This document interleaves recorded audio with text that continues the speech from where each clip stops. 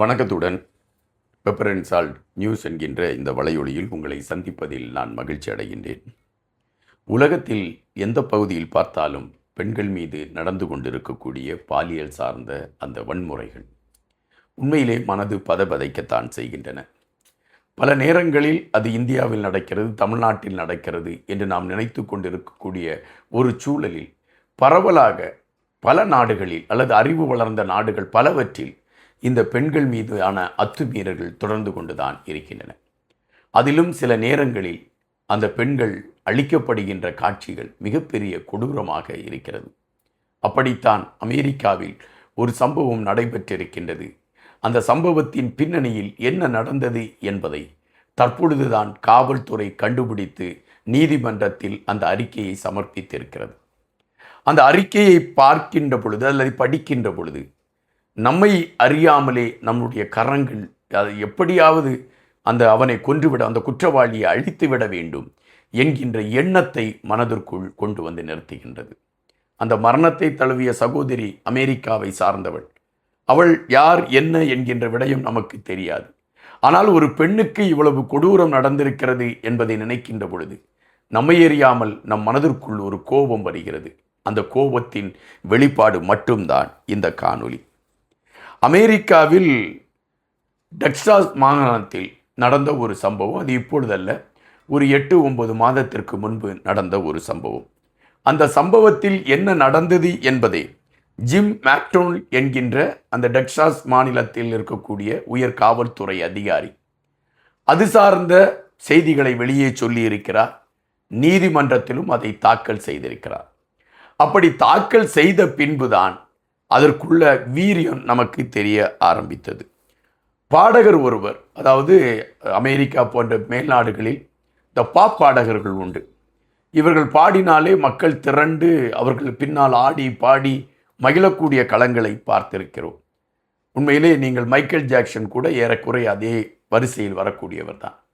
இந்த Michael Jackson மீது கூட கடுமையான விமர்சனங்கள் உண்டு. சிறுவர் சிறுமிகளை வைத்து அவர் பாலியல் ரீதியான துன்புறுத்தல்களை கொடுத்திருந்தார் என்பதும், அவர் மீதும் இது சார்ந்த வழக்குகள் பதிவாகி இருக்கிறது என்கின்ற செய்திகளும் நமக்கு உண்டு. அப்படி என்றால் இந்த புகழ் போதையில் இந்த பாப் பாடகர்கள் தங்களை உலகத்தையே காக்க வந்த மகாத்மா என்று நினைத்துக் கொள்கிறார்களா? அல்லது உலகத்தில் எந்த தவறையும் நாம் செய்வதற்கு அங்கீகரிக்கப்பட்டவர்கள் என்று நினைத்துக் கொள்கிறார்களா? இந்த கேள்விகள் தான் மனதிற்குள் எழும்புகின்றன. நாம் இப்பொழுது இந்த விவரத்திற்குள் வருவோம். பாடகர் D4VD, பாடகர் D4VD, அவருக்கு பேரே அதான். அந்த பாடகர் அவர் பாடினாலே கூட்டம் அலைமோதும். அவரை பார்ப்பதற்கு பெண்கள் எல்லாம் போட்டி போட்டு கொண்டு வருவார்கள்.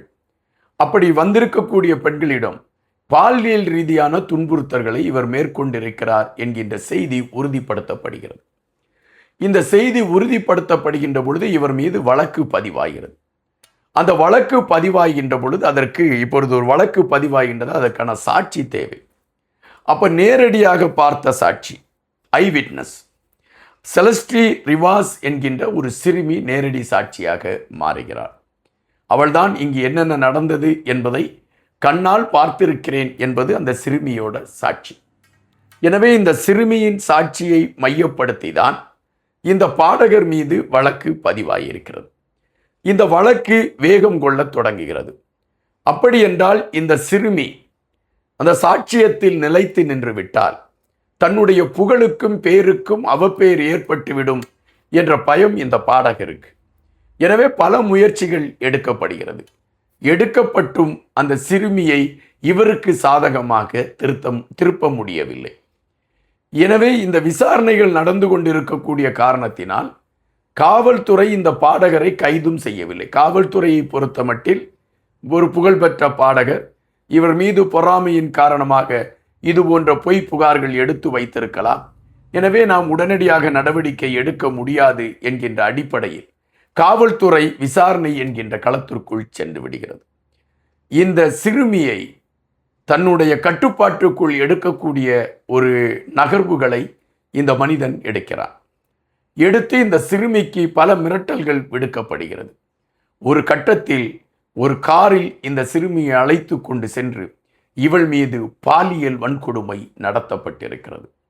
கதறி இருக்கிறாள், துடித்து இருக்கிறாள், அந்த சிறுமி அலறி இருக்கிறாள். ஆனால் இந்த ஈவு இரக்கமற்ற இந்த பாடகன் அதை குறித்து கவலைப்படவில்லை. தன் மீது சுமத்தப்பட்டிருக்கக்கூடிய குற்றச்சாட்டு நிறுவப்பட்டு விட்டார், உண்மை என்று தெரியப்பட்டு விட்டார். தான் இதுவரை சேர்த்து வைத்திருக்கக்கூடிய புகழ், பேர் இவற்றிற்கெல்லாம் களங்கம் வந்துவிடும். எனவே இந்த சிறுமியை அழிப்பதை தவிர வேறில்லை என்று முடிவு செய்கிறான்.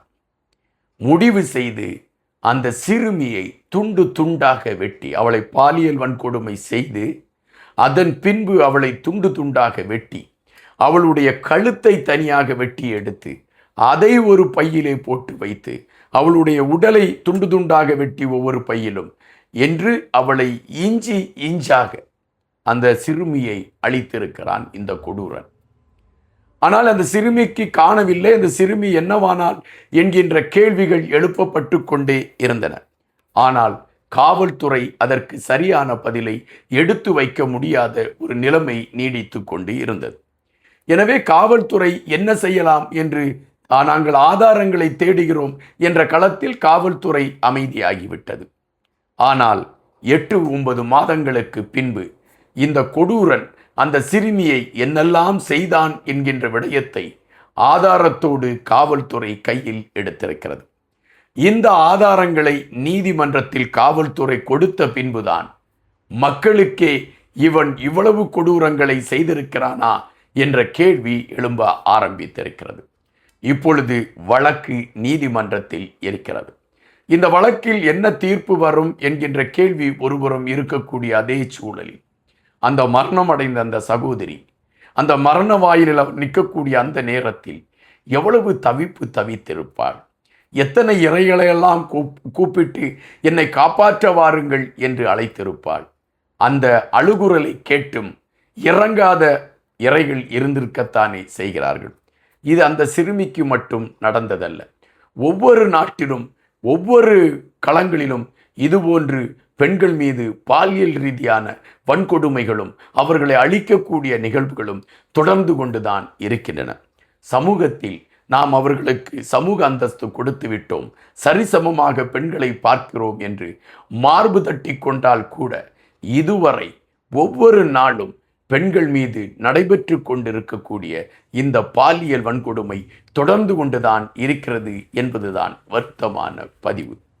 இதற்கு என்ன முடிவு எட்டும் என்பது நாம் அறியாத ஒன்று.